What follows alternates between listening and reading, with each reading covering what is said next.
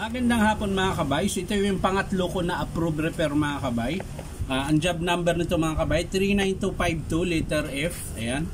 Ang model nito mga kabay ay D25133. Ayan. So ito mga kabay, ito yung 3 mode. Bali meron siyang drill, hammer, tsaka chipping. So ang papalitan natin mga kabay, ito po, spindle niya. Ayan. Yung cap, yung spring, ayan. Ito po yung nagsisilig doon sa hammer, drill, tsaka chipping. Ayan. Tapos lever, ayan. Tapos o-ring.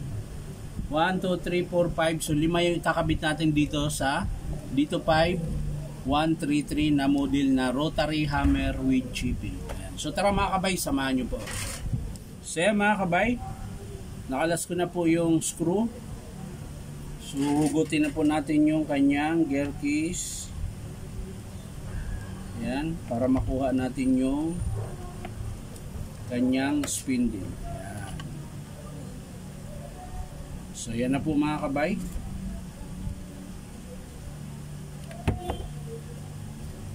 So ikakabit na po natin yung spring mga kabay. Ayan. So sa pagkakabit ng spring mga kabay, ganyan lang po siya mga kabay, oh. Ayan. Kahit naman baliktad, kahit magkabaliktad yan mga kabay, okay lang. Ganyan lang po siya yan. Susuksok mo lang dyan. Tapos ganyan, tutulak mo lang pa ganyan mga kabay. Ayan. So ganyan po itsura niyan mga kabay. Tapos sunod yung kanyang o-ring sa may striker mga kabay.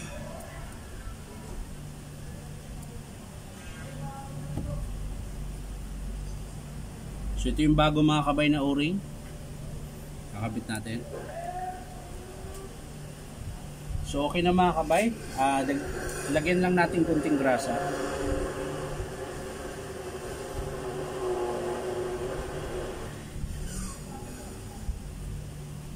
Yan.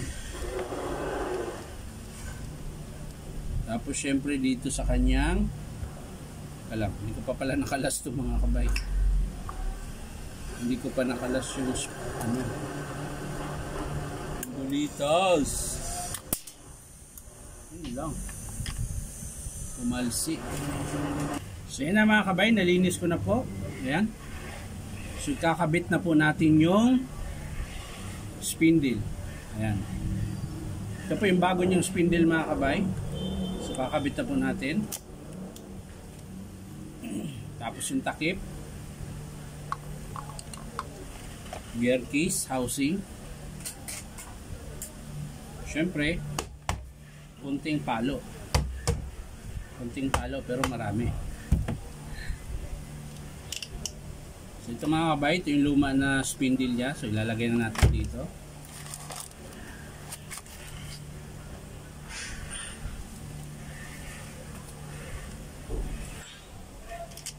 Lagyan na natin yung 4 na screw mga kabay.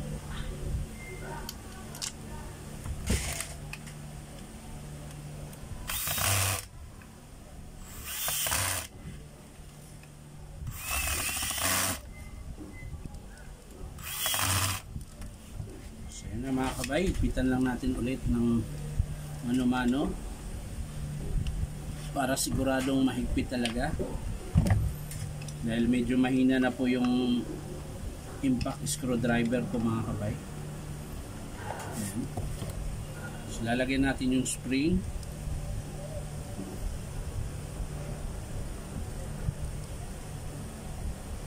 Ayan. Tapos bulitas. At yung cooler niya mga kabay, hindi ko nalinis.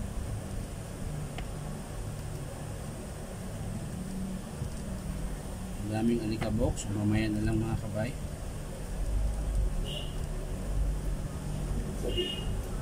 Ayan. Tapos yung kanyang circlip.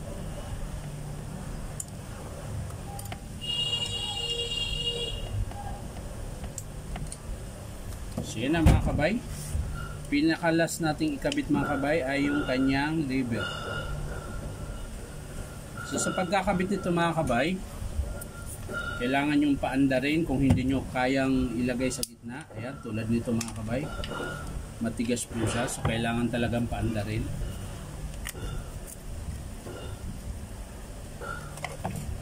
Para lang siya mailagay sa gitna.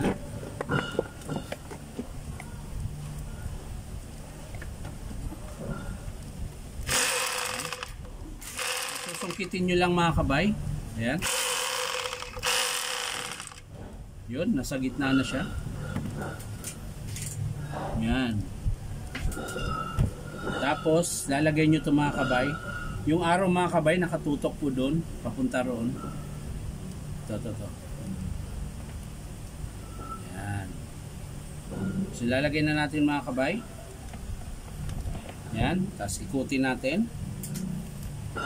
Yan. Nakadrill po yan. Hammer.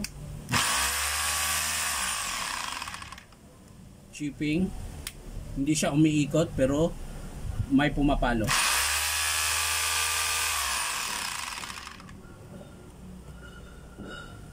So yan na mga kabay, titesting na lang natin kung gumagana yung kanyang hammer.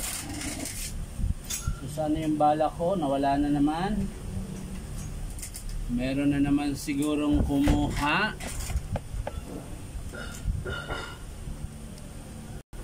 So yan mga kabay, titesting natin.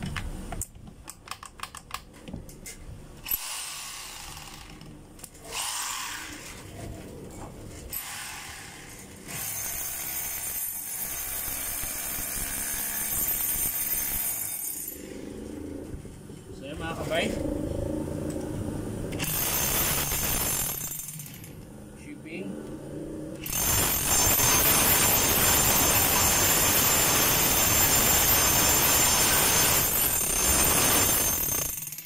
Hammer.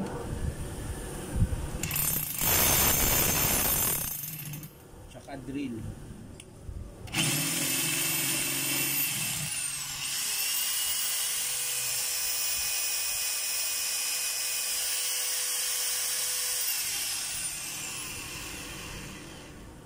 So ganun po, wala po siyang palag pag bago yung spindle niya.